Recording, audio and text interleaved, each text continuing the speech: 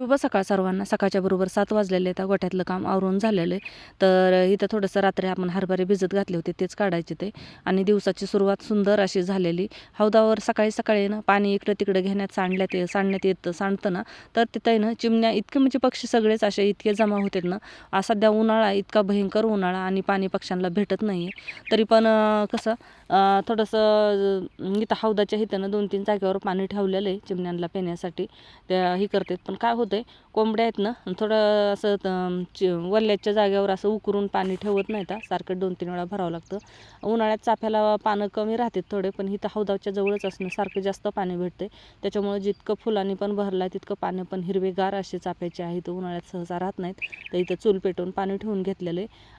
जास्त काय नाही, पण 2-3 पातेले तापवावं लागतात. बाकीचे सगळे आता उन्हाळा जसं आहे तसं गार पाण्याने चांगल्या करतात. छोटे छोटे चाबोलीचे झाडं आहेत, पण फुलांनी गच्च भरलेलं असतं.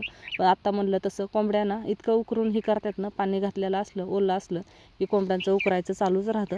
तर बघा 2-3 प्रकारच्या डाळी केल्या जातात. 3 दिवस पाण्यातून उपसून ठेवायचं. एक पोतं असतं ना पोत्यामध्ये, पण त्याच्यामध्ये ना बारीक हरभरा तो भिजत नाही, असा कुच्चर राहतो. परत ते डाळीतलं तितकंच विचून काढावं लागतं. ते बराच वेळ जातो. त्यामुळे आत्ता म्हणलं ह्यावेळेस आहे ना थोडंसं भिजत घालून बघू आपण, भिजवून डाळ करू म्हणजे. तर अगोदर आहे ना 2 वाट्या हरभरे आहेत ना असं भिजत घालून बघितलं होतं व्यवस्थित भिजतात का कसे काय होतात म्हणून. आणि तेही केल्यानंतर मग आता हे सगळे रात्री आहे ना सोमक पाणी केलं आणि सोमक पाणी करून रात्री भिजत घातले होते. ते सकाळपर्यंत बघा एकही हरभरा कुच्चर राहिलेला नाही. सगळे हरभरे व्यवस्थित असे भिजलेले आहेत.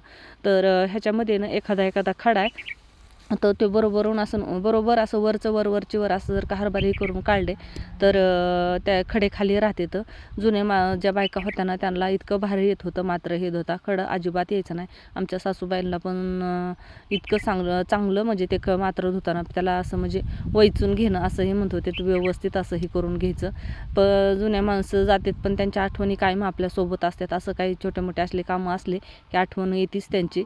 तर इथं हरभरे आहेत ना आपले सगळे असे काढून घ्यायचं चालू आहे. तर एक तासभर आपण असंच परत काढल्यानंतर हे करू आणि नंतर मग उन्हात घालू. तोपर्यंत एखादा राहिलेला जो आहे ना तो पण व्यवस्थित असा भिजवून निघन. आणि ह्याच्यामधलं जे पाणी आहे ना ते पाणी पण असा ढीग लावलेला आहे ना, तर पाणी पण सगळं निचरून त्याच्यातलं निघन, जेणेकरून आपल्याला म्हणजे स्लापवर वाळू घाला जाताना आहे ना पाणी त्याच्यातलं अजिबात म्हणजे सांडणार नाही किंवा काही नाही. तर त्यासाठी ना थोडे वेळ असं ठेवू म्हणजे सगळं पाणी ह्यातलं पूर्णपणे निघून जाईल. तर इथं हरभरे आहेत ना झालेले आहेत काढायचे, थोडे राहिले ते पण काढून घेऊ लगेच सगळेच आपण.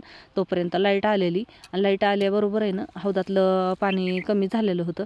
म्हणजे दिसाड कधी भरावं लागतं, कधी रोज भरावं लागतं. आणि हे 2 बॅलर मी भरूनच ठेवते, कारण कसं उन्हाळा दिवस आहे आणि येणारे जाणारे रानात जाणारे येणारे जे असतात ना पाणी आहे का विचारतातच, कारण मोठा हौद आहे त्याच्यामुळे जाणाऱ्याने विचारतातच पाणी आहे का म्हणून.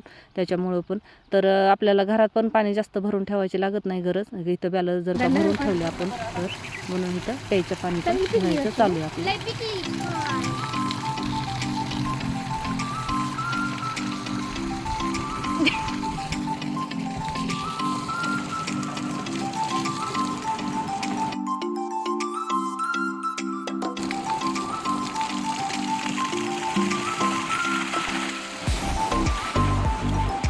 आई झाकणं धुवावं लागते हे. आणि पाणी भरून झालेलं आहे आपलं. तर इथंही ना बघा डिपीत काहीतरी हे झालं दिसतं, फॉल्ट झालं दिसतं. ते फॉल्ट झाला की अशा ठिणग्या उडतात आणि ठिणग्या उडल्या की जाळ लागतो. तर त्याच्यावर पाणी टाकावं म्हणलं, कारण बरेचसं असं वायरी हे आहेत. तर त्यामुळं पुरी कालवा करते त्याच्यावर माती टाका, पाणी टाका, पण लांबून टाकल्यानंतर काही हरकत नाही. तर बघा हे असा जाळ लागलेला आहे. तर पाण्यातलं हरभरे जे पाण्यातून काढून ठेवले होते ते पूर्ण पाण्याचा निचरा झालेला आहे त्यातला. तर इथं वाळत घालून घेऊ आपण पातळ असं. तर 2 तळवट आहेत मोठे म्हणजे चवाळे आहेत, पण वर त्या दिवशी ज्वारीच्या ह्याला नेलेले त्याच्यामुळे एकही खाली आणलेलं नाही आपण. त्याच्यामुळे इथं 2 साड्या एकाला एक जोडून अशा हातरून घेतलेल्या आहेत आणि त्याच्यावर आपण हरभरे हे वाळत घातलेले इथं. 2 दिवस ह्याला ऊन देऊ चांगलं. 2 दिवसाच्या पुढं जास्त ऊन द्यायचं नाही. जास्त जर का वाळलं तर डाळ आहे ना अशी पिवळसर होत नाही, राहत नाही, म्हणजे पांढरी पांढरी अशी होती जास्त ऊन लागल्यानंतर. पण त्याच्यामुळे 2 दिवसच ह्या हरभऱ्याला आपण चांगलं उन्हामध्ये वाळवून घेऊ आणि नंतर मग ह्याला आपल्या म्हणजे घरीच पिठाची जी गिरणी आहे ना त्याच्यावरच व्यवस्थित अशी डाळ होते.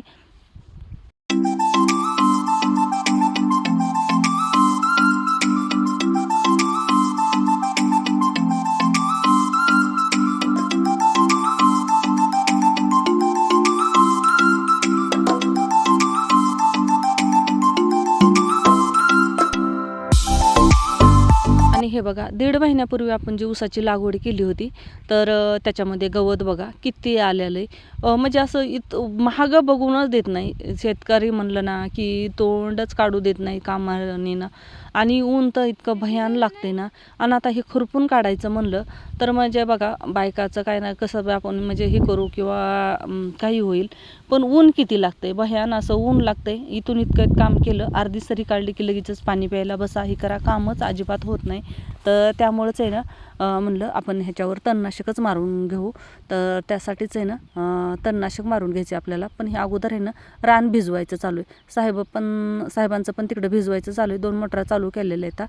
त्यामुळे ना दोघं दुईकडून भिजवून घेऊ म्हणलं दोन्ही वाटण्यात. आणि 2 जाग इथलं अर्धा एकर आहे आणि पलीकडं आपण ते जे कटर मारलं होतं तर तिथलं थोडंसं 10 गुंठे असं आणि दुसरी जागेवर म्हणजे असं सगळं 1 एकर आहे ते आपल्याला तणनाशक तेवढ्यात मारून घ्यायचं आहे. तर त्यासाठीच रान भिजवायचं चालू आहे. आणि बघा ह्याच्यामध्ये ना फक्त जास्त करून राजगिरा, तर राजगिरा तुम्ही म्हणाल की राजगिरा की खाण्यासाठी असतो तो नाही आहे. जे गवताचा एक प्रकार आहे ना तोच राजगिरा आहे आणि त्याला भयान अशी काटे असतात. खुरपून काढायचं म्हणलं तर जितका लवकर होईल तितकं लवकर ते खुरपून काढायला पाहिजे. कारण थोडं असं निब्बर झालं की तर बी तर पडतंच पण काठी बी भयान असे मोडतात.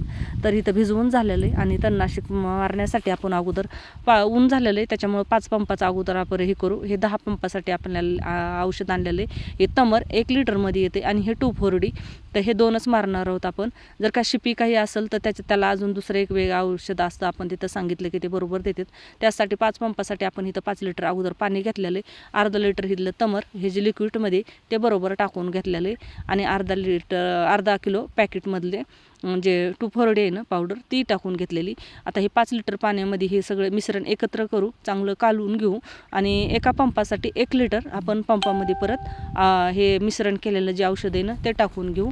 तर ह्याला थोडंसं आपण ह्याला 1 महिना झालेला आहे, त्याला 1.5 महिना झालेला आहे, पण हे सगळंच आपण फवारून काढू बरोबर. तर बघा पाण्याने सगळं रान आपण सगळं अशा पद्धतीने ओलं करून घेतलेलं आहे अगोदर.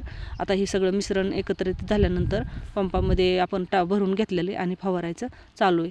तर व्हिडिओ आवडला तर व्हिडिओला लाईक करा आणि चॅनलला सबस्क्राईब करा. धन्यवाद.